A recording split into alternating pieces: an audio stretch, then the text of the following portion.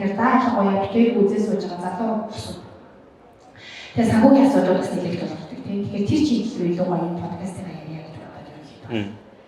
Өрснө. За тодорхой миний юм аваад өгчих асуултуудыг аваад өгчих. Тийм. Асуултуудаа бэлдсэн байсан мартчихлаа шүү. Сандраа.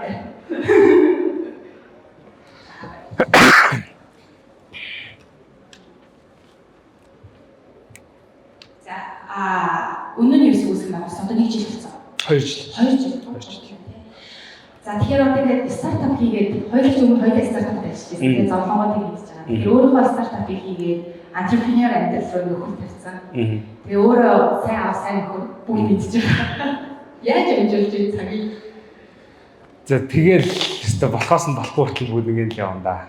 Гэхдээ яг нөгөө бүр хамгийн анхны миний эхний хүү яг төрөх үед том хүн маань төрөх үед лээс эхлүүлээл ер нь яг нэг ажил амьдралынхаа баланс нь зөв байх нь хамгийн ер нь амьдрал чухал зүйлсүүд нэг юм байна гэдэг аюулсаа ойлгосон. Тэгээ нөгөө биний чинь аюул тийм хэцүү юм. Миний нөгөө ажлын гараа шууд стартапаас эхэлсэн томьёоддаг. Тэгээ яг тухайн үед чинь нөгөө стартапын мэдээ соёл бол нөгөө өглөөнөөс орой хүртэл байнга л ингээд ажиллаад байнга л зүтгэл тэгжиж нэг юм стартапыг бойжуулаад нэг доктортой олтод ингээд явдаг. Гэтэ яг тийм амар хэцүү нөхцөл байсан ч гэсэн ер нь бол гэр бүлтэй зарцуулах цагийг ерөөсөө хизээж орхидуулж байгаагүй. Тэр л айгу одоо хүртэл нөгөө анханасаа тийм нөгөө нэг системд явцсан учраас одоо бол тэн дээр нэг амар том асуудал гардаг. Тухайн үед надад ийм болохоор яг айгу сайн тусалсан юм мэдээж энэ дотор зөндөө олон одоо ажил олгогч нар байх, бас одоо компани ажиллаж байгаа хүмүүс байх. Ер нь тэр нөгөө ажлынхаа ойлгоод одоо юу гэдэг ажил олгогч болвол мэдээж тэр ажлынхаа соёлыг бас яг тэр гэр бүл болон ажлын баланс гэдэг зүйл рүү аягүй сайн хэрэг ингэж байлгаж хүрээж чадах юм бол ажил олгогч нар ажилтнууд аягүй сайн сэтгэл хангалуун байдаг. Even одоо зарим нэгэн тохиолдлоор цалингийг нь багасгасан ч гэсэн ер нь одоо тэгэхээр глобал ер нь чиглэлт юм болоод байгаа шүү дээ. Эсвэл Америкт аягүй том туршилт явуулсан. Нийт одоо Gen Z болон millennial үеийн ажилчид 7 хоногийн 4 өдөр ажиллаад гэхдээ нийт цалингийнхаа ойролцоогоор 25%-ийг бууруулах уу гэдэг санал асуулгад дээр 85% нь тэгнэ гэж хариулсан байгаа. Тэгэхээр ер нь бол ингээд сүүлийн үед одоо хүмүүс улам илүү хөөртэй цаг зарцуулах, гэр бүлтэй цаг зарцуулах тэр соёл аягүй их дэлгэрч байгаа гэж бол ойлгож байгаа. Тэгээ ялангуяа бас нөгөө одоо өөрийнхөө стартап дээр ч гэсэн манайх яг ийм одоо зарчмыг аягүй сайн баримталдаг. Манайхаас бол нөгөө хизээж юу яадаг нөгөө цаг хуруу уншуулдаг, хизээж цаг бүтээдэг. Хамгийн гол нь ирсэн яг хийх ёстой ажлаа цаг хугацаанд хэрэг хийж чадчихвэл өглөөртөрсөн ч болно, оройр тусан ч. Мэдээж зарим нэгэн салбарт дээр энэ бол боломжгүй л дээ. Зарим нэгэн илүү боломжтой. Тэгэхээр аз жаргал харин манай салбар илүү боломжтой салбар гэж таарсан. Тэгээд одоо миний үед жишээлбэл нэг өглөө хүүхдэд цэцэрлэгтээ эрт хүргэж өгөөл тэгээд нэг 8-аас эхлүүлээд нэг орой 4 гээд ажиллаад дуусгаад гараа авчихсан. Тэгээд 4-өөс тарцсан хүн чинь 4:30 гэж хүүхдэд цэцэрлээс нь очиж аваад тэгээд орой унтцлаа хангалттай цагтай байх боломжтой байдаг. Ер нь бол тийм. 100 бол бүр 5 ав гээд босоод 6 гээд ажил дээр очиод тэгээд өдөрний 3 гээд тараа авчихдаг жишээ. Тэгж зохицуулж байна. Амны нөгөө цаг хэмдэг амар нэг сайн аргыг мэдээ. Тэгээд тэрийг өөртөө ингэж хэлж өгсөн байхгүй. Бид нар дундаас хамгийн мундаг технологийн шийдвэрүүдийг хэрэглэдэг. Тэгээд одоо шинэ би ингээд тэр яг сони юм яриад тэгээд мессежээс хүртэл бичгээд аудио ашигладаг шууд ярьчихдаг. Би бол нөгөө хуруугаараа бичдэг байхгүй ч бүүмөр үеэ. Тэгээд тэрний хүртэл цагийн гардын байр гэдэг нэг анзаарч байна. За яг энэ технологийн шийдвэрийг ашиглаад одоо энэ доогоо санаа өгөх зорилгоор технологийн шийдвэрийг ашиглаад цагаа хийх боломжтой зүйлсүүдийг юу аваа ямар шийдвэр хийж байгаа юм бэ? Бүх амьдралын юм аа. За тиймэрхүү шийдлүүд гэх юм бол ер нь зөндөө олон байгаа. Гэтэ яг хамгийн гол юм нь нөгөө ингэдэм санагддаг. Яг дийлэх хүмүүст байдаг ийм түгээмэл л да. Би ч өөрөө тэр алдаа зөндөө их гаргадаг байсан. Тэгээд сүүл тэрийг аяг анзаараад байгаа. Өдөртөө та бүхэн одоо уцаа шалгадаг ч юм уу? Эсвэл бол одоо компьютер дээр юм хийдэг ч юм уу? Та бүхний амьдралын чинь хэдэн хувийг нь яг нэг үйлдэлээ дахин давтаад байна гэдгээ амар сайн ингээд ажичвал тэрийгээ дараа нь автоматжуулах боломж амар сайн одоо харагддаг. Одоо жишээлбэл ингээд анзаарч байхад манайх ингээд имэйл ингээд хүнлөө ингээд ирэнгүүд имэйлэнд ингээ хариу өгнө шүү дээ. Хариу өгөх болгондоо ингээд тодорхой өдрийн минь сайн байна уу? Имэйлийг хүлээн авлаа, баярлалаа, хариу ирээд мэдэгдъя гэд ингээд бичиж байгаа тэр ингээд зүйлчний хүртэл нэг хүний нэг тодорхой хэмжээний 30 секунд 1 минутыг авчаад байна шүү дээ. Тэгэнгүүт бол одоо жишээлбэл би өөрийнхөө адилаар өөрийнхөө бүх нөгөө имэйлүүдэд өгдөг хариунуудын түгээмэл хариултуудаа гаргаж ирээд Тэгээд тэрийг бүгдийг хадгалцдаг. Тэгээд keyboard-н дээр миний бодлоо дөрвөн ингээд нөгөө үсгээр ихрээ та одоо Apple ашигладаг бол ялангуяа утас руугаа оронгууд keyboard shortcuts гэж байгаа. Keyboard shortcuts руугаа оронгуудаа дөрвөн үсгээр ч юм уу хідэн ч ямар нэгэн жижиг үг байж болно л да. Тэр ингээд бичээд өгөнгүүд бүтэн өгүүлбэр ч юм уу бүр юм цогцлоор бичих боломжтой болгож болдог байхгүй юу? Тэгэл би одоо iHop гэл ингээд бичингүү да өдрийн минь таны имэйлийг хүлээж авлаа. Өдрөө сайхан хүлээрээ баяртай гэл тэгээ шүлээ явуулж. Тэгээд дөрөвсөө дараа сайн бичдэг байхгүй. Тиймэрхүү боломжууд айгүйх байгаа. Тэгээд дээрэс нь тэгэж л ер нь хүн өөрийг айгүй санаах хэрэгтэй л дээ. Тэгээд яг тэрэндээ таарсан технологийн шийдвэрүүдийг ингээд хайгаад заавал тийм байж аавдгуумаа гэхэд дийлэгт хариу бичдэг юмнуудыг бүгдийг нэг копидод нэг газар хадгалчихдаг. Тэрнээс копигээл пейст хийгээл явуулдаг, копигээл пейст хийгээл явуулдаг. Тийм болвол ер нь цаг аягүй хэмнэгддэг. Тэгээд тэрийг хэмнэх тусмаа амьдралынхаа өөр бүсэл зүйлс, илүү чухал зүйлс цаг зарцуулахгүй нь боломжтой болдог. Хоёр дахь аягүй чухал юм яг нөгөө технологийн шийдлэхээс илүүтэйгээр бас аягүй тийм юм би болохоор яг юм хийж чаддаг хүнд нь юм хийж чаддаг зүйлд нь мөнгийг нь төлөөд юм хийх аягүй дуртай. Одоо зарим хүмүүс бид нэг ингээл утсан дээр ингээл амар гой дуртай утасны тоглоом байл гэж бодолтой та маад утсан дээр амар гой тоглоом болтой. Гэтэл нөгөө дундуур нэг реклам гарч ирэл тэр нөгөө дундаас ингээл байх болгочихдаг шүү дээ. Тэр тоглоом амар гой enjoy хийгээд тэр чинь ингээд сэтгэл гоёлж чи амраагаад байна шүү дээ. Гэтэл манайхан ягаад чи нөгөө дижиталаар бараа бүтээгдэхүүн юм ингэж нөгөө төлбөр төлөхөөсөө жоохон ингээд нөгөө тэр соёл нь одоо хангалтайсан суугаагүй ч юм уу. Тэрнээс болоод нөгөө төлбөр төлөхгүй байгаа. Тэр чинь ингээл улам ингээд садаа болоод байдаг. Тэгэл нэг удаа ингээд тэрийг хэрэг төлөөд авчих юм бол тэрнээс авж байгаа үн цэн нөгөөс хангалттай учраас тэр хүнд чинь ингээд тэрийг ашиглахын гоё юм сэтгэл ханамж өгөөд шүү дээ. Яг тийм одоо философоор бусад зүйлч гэсэн ер нь хандах хэрэгтэй юм билээ л дээ. Өөрөөхөө маш үнэтэй цаг хугацааг аягүй зарцуулж ингээд нөгөө өөрөө тийм дээр аягүй зовж ийснаас тэрний орон зүгээр чаддаг хүнд нь өгөхтэй зүйлийг нөгөөд өөрийнхөө чаддаг зүйлийг өөрийнхөө одоо магадгүй илүү санхүүгээ илүү баттахтай болох тэр зүйлдээ илүү зарцуулах хэрэгтэй юм билээ гэж би бодсон. Тэгээд тийм л энэ да. Нөгөө цаг энер хоёрыг тэнцүү хэдэн төгрөгөөр үзүүл бас айгу сонин тий. Тэрийг л үнэн зурхад асуудаг. Окей. За одоо ингээд шинэ нөгөө видео жаа хоёр банкны хөлтөд удахгүй болно тий. Тэгэхээр Улаанбаатарт амьдарч байгаа залуу гэр бүлийн хувьд за бид орчны тохиолдолтой за одоо тэр хэцүү асуудал бүгдээ мэдж байна. Тэрийг яаж өөрөдөө шийдэж цусны маш барьяа ч юм уу тэгж бодож та хоёр хизээ тийм хийх байна. Тэр нэр бол контент болох гэж байна. Тий. Би зөвхөн яг уу та бүхэн бас эндээс бүгдээр ингээд санаа авдаг нь гарвал хүн ерөөсөө гэхдээ дийлийнх нь бас энэ гэр бүл болцсон ч юм уу аль хэдийн гэр бүлээ зохиогдсон ч юм уу өвөө эмээ аав ээжэндээ олон хүмүүс баг. Гэхдээ хэрэг тийм хүн байхгүй байгаа болвол угаасаа яалт ч манай Улаанбаатар хотод өвлийн цагаар утааны асуудал бол үнэхээр их бохирдлын асуудал бол үнэхээр их учраас хүүхдтэй боломгцоо цуслангийн талаар бодд юм бил. Тэгээ манай одоо аав ээж хоёр одоо хүртэл ингээд өөрсдөө ингээд бүр амар ингээд нөгөө яагаад гэдэг байхгүй юу? Буруушаад байдаг байхгүй юу? Тэрний юу гэхэлэр би айлын нэг хүүхэд нөгөө намайг том болсон чи манай аав ээж хэзээ ч цуслангийн байшинд нөгөө болно, цусланд гарна гэж юусоо бодоагүй.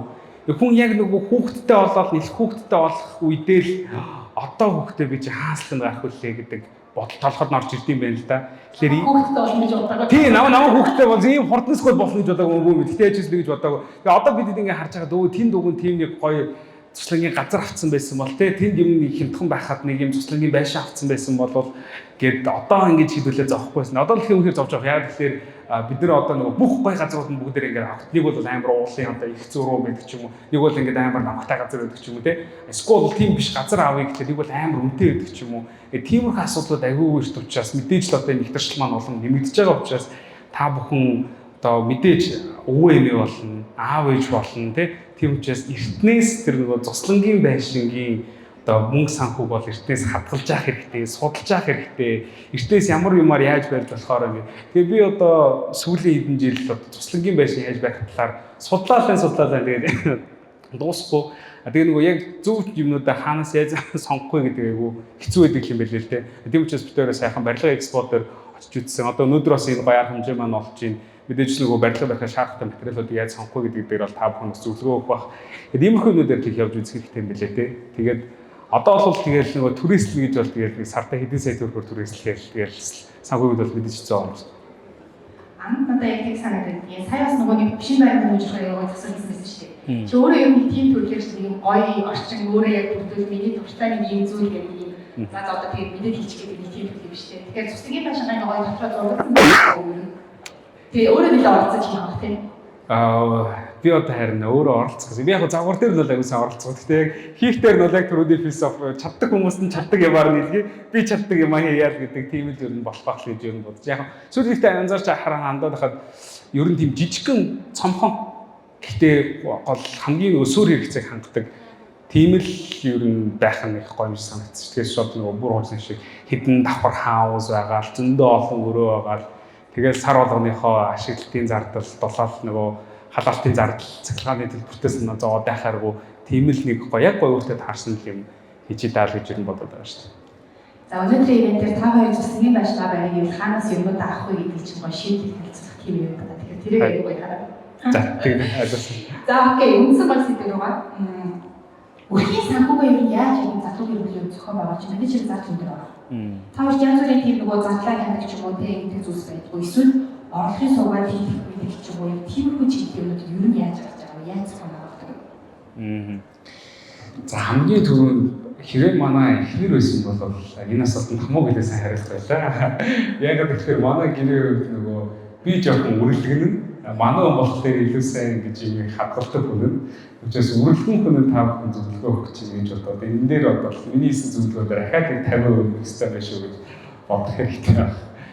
За мэдээж яг залуу хүмүүсийн хувьд бол нөгөө зарцуулах зүйлсүүд бол чамгүй олон тийм мэдээж хүүхдэд байхад хүүхдэд авахтаа зарлууд бол аюул ингэ өсөж явдаг. Энэ дундаас яг бид хоёрын өөрсдийн амьдралдаа философи болгож авсан аюул чухал юм. Мэдээж нөгөө одоо бидний орчин цагт ингээл хүн болгон ингээл юмнууд олон ингээл гоё яваад тийм жил болгон шинэ ингээл машины загвар танилцуулаад жил болгон нэг шинэ iPhone гарч ирэл тийм магадгүй ингээд эргэл тойрны хүмүүс ингээд гоё зүвж хэрэглээд ингээд барайл яваад хахад бид хоёр бас анхнаасаа гэр бүл болоход өөрсөндөө ганц тавьсан философи нь хоёулаа хизээж өөрсдийгөө бусадтай харьцуулахгүй шүү гэдэг тэр философи гэсэн. Тэр бид хоёрт аюул хэм дэмжлэг тус болдог. Заримдаа одоо ингээд одоо хүмүүсийн гэр бүлийн донд чинь тийм яриагаад ч тийм манай тэр найз тийм машин аваад авсан байлээ. Нөгөө батач хийстэ 300 аваад авчих гэх. Хайрын бас 300 гэлээ тийм. Скол бол ингээд манай тэр нэг найзтай өштэй одоо амар гоё тийм хүч цүх барьсан байлээ шүү дээ. Тэгээд нөгөө тэр чинь яг нөгөө хүндээ тодорхой юм мэдээлэл өгж байгаа юм шиг болчих. Мэдээж хайртай бол нөгөө хүн талдаа ингээд бас бодно шүү дээ. За би чинь тэртэй нэг сайхан хүсэлээсэн цүхийг нь аваад өгч хийсэн гэх бас ямар ч магадгүй ирэх хүн ямар ч магадгүй ихтэй бүсгүй ирэх хүн бодох байх. Тэгэхээр тэр нөгөө нэг юм жоохон шунал гэх юм уу харьцуулах тэр юмыг ерөөсөө хоёлоо байхгүй байлаа шүү. Хоёлоо яг зөвхөн өөрсөндөө юу хэрэгтэй бэ? Бид хоёрын амьдралд юу үн цэнийг нэмжээ? Юу хоёуланд нь үнэхээр яг авах, үнэхээр шаардлагатай байна тийм. Тэр зүйлдээ л хоёлоо хамгийн нэм тэргуунд санхүүг өргөж гараа шүү. Тэгэхээр хоёлоо бид дээр эзэж магадгүй нэг шинэ утас авахын төлөө хамгийн сүүлийн үеийн одоо iPhone-ыг 100 ашиг магадгүй чадахгүй байж түүнийг одоо зүгээр аваад гартаа барихын төлөө хоёлоо лизинг тавихгүй шүү тийм. Одоо миний үз болж байгаа бол тэр үрэл хүн хоёр сайхан байдаг. Тэр философоор яваад тэгээд эсрэгээрээ тэндээс нөгөө нэг хадгалсан мөнгөө жил болгон уцаа шинжилгээгүй хадгалсан мөнгөө бид хоёр эргүүлээд бид хоёрын амьдрал улам орлого болгож ирэх зүйлс дээр бид хоёр илүү хөрөнгө оруулдаг. Магадгүй одоо юу гэдэг хувцас авч хөрөнгө оруулах ч юм уу. Бид хоёр бол өөрсдөө контент хийдэг учраас түрүүн хэлсэн нөгөө камер авдаг, гэрэлтүүлэг авдаг. Тэгвэр улам гоё контент хийдэг. Улам гоё контент хийгүүд улам өөр хүмүүстэй хамтардаг. Өөрийн хамтарлаараа мөнгө орж ирдэг тийм. Тэр нь ахаад цаашаа ингээд одоо цуцлагийн байшин болох. Тийм ер нь замлраа өгдөг. Тэр л агуулж болох юм байна гэж үздэг да. Анамтын хувьд за хоёроо орлогын бас хийхин сүргтэй болов гэж ойлгодог. Одоо ганц ингээд яг цахилгаан орлоготой ч юм ингээд байгаа залуу хүмүүсийн хувьд тийм. Ер нь орлогын суугаад хэлхий гэвэл яг гаргах нь юу байж вэ? Яаж юу хүн хэлэх вэ? Чи яг тэрийг яаж хийсэн бэ? Амьдралыг илүү хялбар болгох шийдэл бүрийг бид эргэлхийлдэг. Шинэхэн гэрэлсэн хосууд, хүүхдээ өсгөж яваа аав ээж, ажиллаа хийнгүүж яваа залуучууд, бизнес эрхлэгчид. Өөрийн гэсэн хоббигоо бий болгож амьдралаас кайфыг мэдэрж байгаа бүх хүмүүсгээд өөрийнхөө амьдралын хэв маягт тохирох тэрэл зүйлсээ санхүүгийн ухаалаг шийдлэр хамгийн найдвартай, ая тухтай байдлаар худалдан авахыг хүсдэг.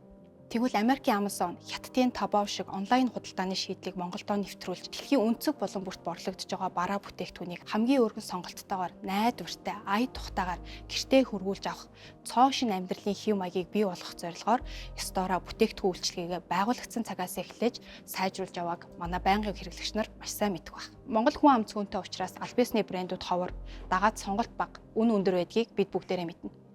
Тэгвэл бид Store цэгийн мань вебсайт, Store аппликейшнаараа дамжуулан дэлхийн өнцөг булан бүрт худалдаалагдж байгаа бараа бүтээгдэхүүнийг авах боломжоор хангадаг шийдлийг санал болгодгоороо онцлог.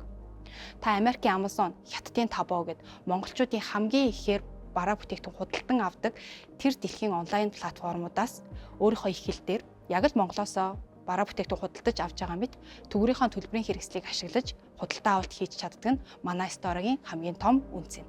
Онлайн дэлгүүрээс тэр дундаа гадаадаас биетээр нь харж үзээгүй бүтээгдэхүүний худалдаа авна гэдэг мэдээж хэцүү. Зарим тохиолдолд айцтай ч байх үе байдаг.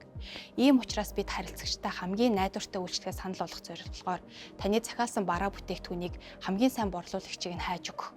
Өөрсдийн туршлага, дата мэдээлэл дээр үндэслэн бид үйлчлүүлэгчтэй хамгийн найдвартай үйлчлэгийг санал болгох зорилгоор таны захиалсан бүтээгдэхүүнийг хамгийн сайн борлуулагчийг олж өгөх. Өөрсдийн туршлага, дата мэдээлэл дээр үндэслэн хамгийн сайн бараа бүтээгдэхүүнийг найдвартайгаар танд захиалж өгөх үйлчлэгийг үзүүлдэг нь бидний хамгийн том бахархдаг нэг үнц юм. Та Америкаас, Хятадаас цаашлаад дэлхийн өөр өнцөг булан бүрээс Store-гаа дамжуулан бараа бүтээгдэхүүн загсан бол таны барааг хамгийн найдвартай тээвэрлэл дээр хүлээн авч таны үнэт цагийг өрөхгүйгээр, түгжрэл таныг уяхгүйгээр Монголын хамгийн том convenience дэлгүүр болох CU дотор байрлах өөрийн Store box-ороо дамжуулан таны бараа бүтээгдэхүүнийг хүргэж өгдөг нь манай хамгийн том давуу тал онцлог. Өдөр тутмын амьдралд хэрэгтэй зүйлсээ дэлхийгээс авах тийм ч хэцүү ш. Та яг одоо Монголдо байгаа мэтэр худалдаа авалт хийгээд өөрийнхөө тогтмол ордог CU-гийнхаа салбарыг сонгоод Store box-оос бараа авахтал болно. Хин нэг нь танихгүй гэрээ хаягаа хэлэх. Заавал нэг газар түгжирч очиж бараа авдаг үе хол хоцорсон. Та яг одоо утсаа аваад Store цэг юм гэж ороод дэлхийг өөр дээрээ авчраарай. Store таны амьдралын хэв маяг байх болно.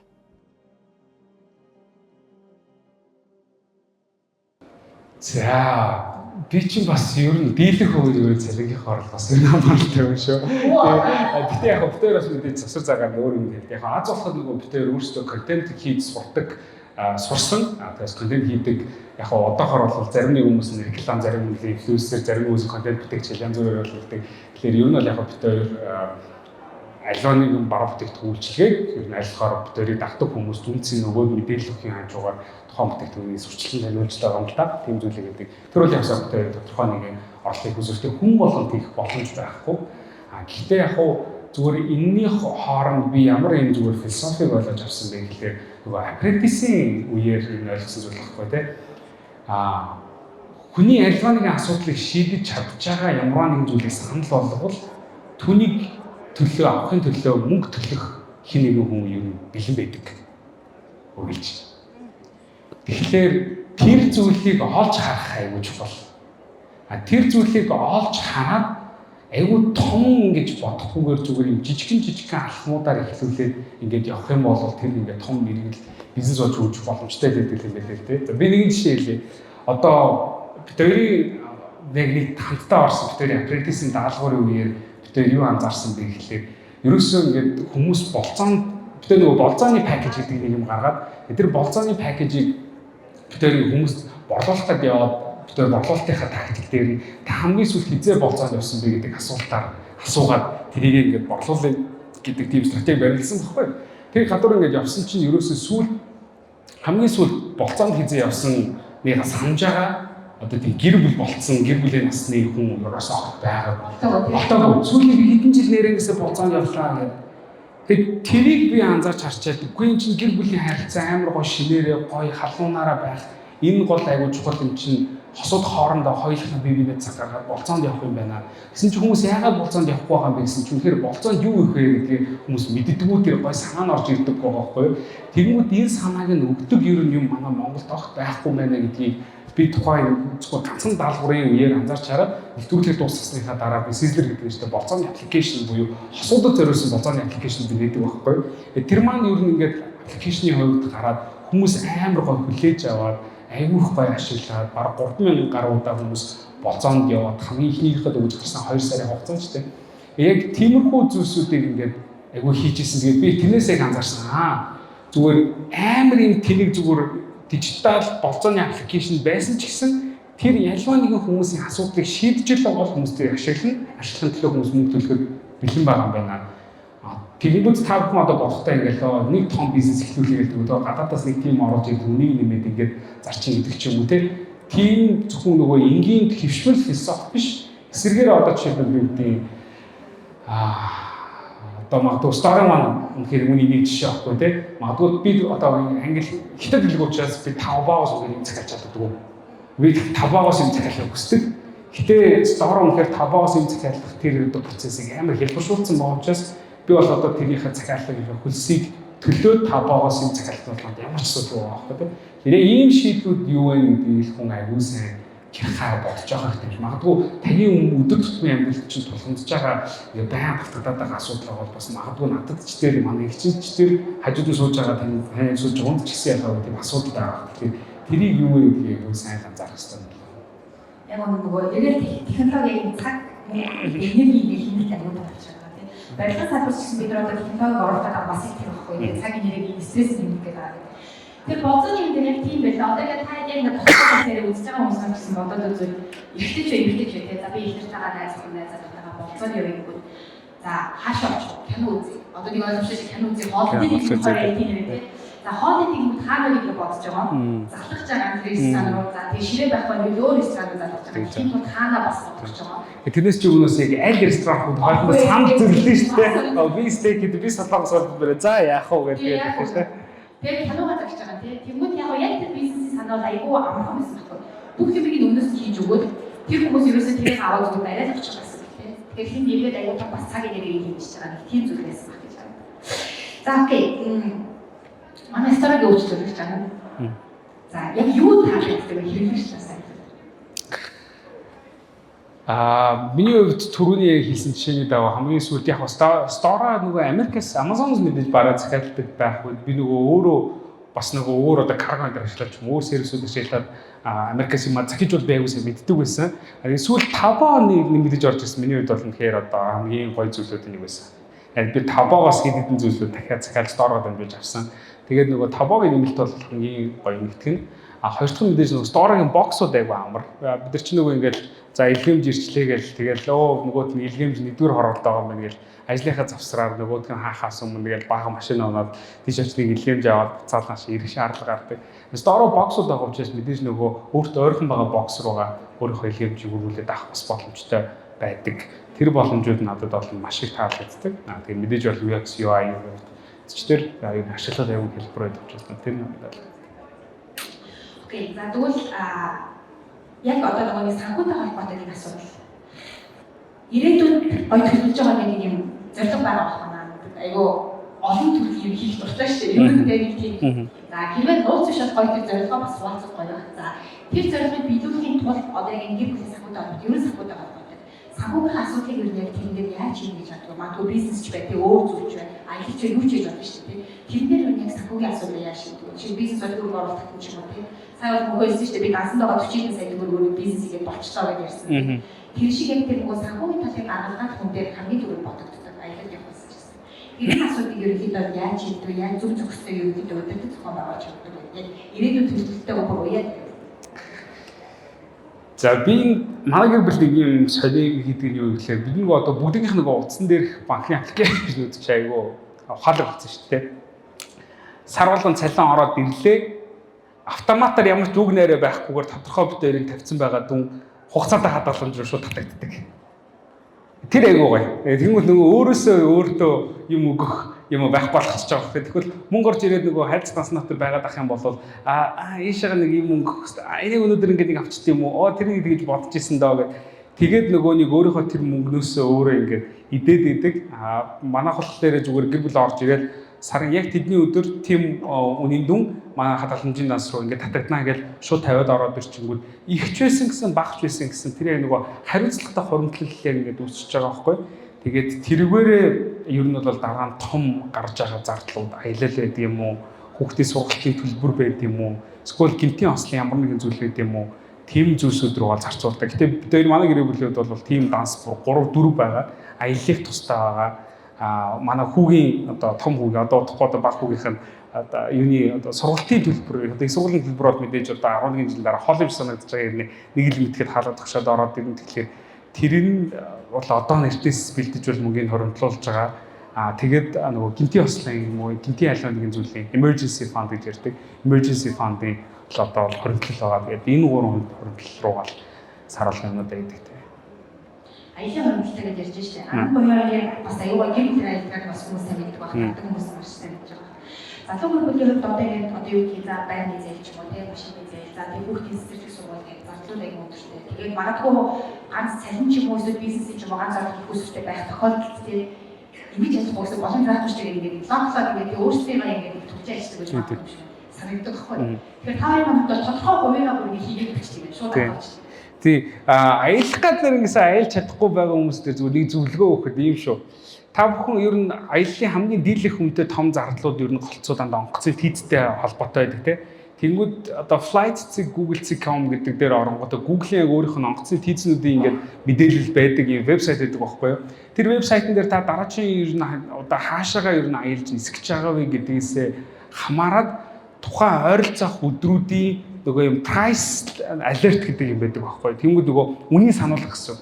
Тэгээ би яг 3 сарын 25-ны өдрөөсөө 4 сарын 16-ны өдөр буцаж эргэж ирнэ гэдэг энэ хоёр өдрөө заагаад надад үнийн мэдээлэл явуулаарай гэвэл бүртгэлтэй имэйлэр чинь таны тийзэж үүн өслөө, таны тийзэж үүн буурлаа гэд дундаж байна гэдэг ингээ мэдээлэл хүрээд ирдэг. Тэгээ тэрийг харж агаад хамгийн доошоогоо бууцсан яг үнээр за энэс одоо доошоо буух боломж байхгүй гэсэн үдээр тэр тийзээ шууд авчдаг байхгүй. Бүр дараа жилийн аялын төлөвлөгөөсөн ч гэсэн хамаагүй тийзээ авцсан байхад тийзээ буцаахад хэцүү учраас за би чинь тухайн үед л явах хэвээр дараа жилийн 2 сар чи тийз авцсан байгаа даа гэж бодхолоор хүссэн хүсээгүй тэрнийхээ төлөө ажиллаад эхэлнэ, тэрнийхээ төлөө хоримтлуулаад эхэлнэ. Тийм учраас өөрийгөө тэгж хүчилж явах. Тэгэхгүй болоод нөгөө аялал жоох хэцүү. Тэгээ мэдээж нөгөө аялал чинь яг зүгээр нэмэлт гой зүйлхоос нөгөө амьдралын шууд хэрэгцээ бол бас биш шүү дээ. Тэнгуүтээ өнөөдөр тэр өвдсөн. За тэндээ нэг юм өгч. За өнөөдөр нэг ийм хотлож авах хэрэгтэй. За энэс ингэ авч. Машины юу иргэдэрчлээ. За тэгвэл тэрний язгууртаа ингэ өгчийгээд тэр мөнгнөөс хэмлээд тэгээд аялж чадхаа болчдөг. Тэгэхээр манай гэр бүлүүд бол нэг тийм стратеги шилдэг. Чисто гоё юм байна. Тэгээ өөрөө нэг түлхээ. Тийм түлхээ. Окей, анан юу бас хоббиг хүмүүс бас аягүй сайн мэддэг. Аюугаа гэдэг нөгөө контент креат хийдэг. Тэгээд технологийн бүтээгдэхүүнийг тултнаас ашигладаг тийм. Сторига маань одоо стори цэгийн мэнээр болохоор хийх хэрэгч нар хоббины чиглэлийн бүтээгдэхүүн бас харагдсан. Дайлгаваа яг хүн болгоны хобби өөр шин аягүй сайн тийм. За хөгжим сонирхдаг хүмүүс, спорт сонирхдаг хүмүүс асчлаад тийм аялал гэдэг. Тэгээд тэр болгоно нэг нарийн байна. Тэр болгон зүйлийг Монголоос олж чадах байдаг. Мэдээж манай компани бас шийдэж байгаа зүйлс юм байна. Тэнгүүдийн хоббины олдох байгаа зүйлийг бараа нь олдох хүмүүсд орлогын нэмэлт эсвэл сонгох багтай гэдэг ийм асуудал. Энэ бас шийдэж байгаа. Ангийн одоо яг хоббины чиглэлийн зүйлсүүдийг юу яг яаж гоё цуглуулж тэр хаанаас олох вэ? Хайгаад барайж цагсчихсан юм.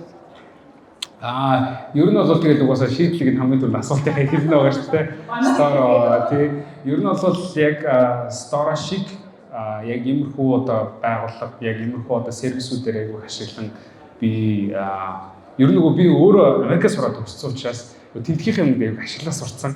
Тэгдэг учраас би Amazon сервисийг захиалж авдаг. Тэгээд нөгөө манай монголчин бас яг нэг тодорхой бараа бүтээгдэхүүн яг энэ нөгөө өнгөн яг энэ завгар нь гээд хайхад олоход аягүй хэцүү байдаг. Тэгээд яг тий ер нь үнэтэй. Мэдээж нөгөө энд одоо байгууллага дээр байгаа хүмүүс чинь нөгөө давхарынхаа мэдээж тэдээс авсан татвараа нэмж байгаа одоо дундах одоо илгээмжийнхаа одоо нөгөө шиппингийнхаа зардлыг нэмж байгаа, өөрийнхөө ашгийг нэмж байгаа. Тэгээд магадгүй одоо компани болоод байгууллага ажилчдын цалин эндээш татвар гэл бүх юмаа нэмж байгаа. Тэгээд угаасаа авч байгаа учраас ялч ч хамаагүй л үнэтэй юм гарцаа үлдээ.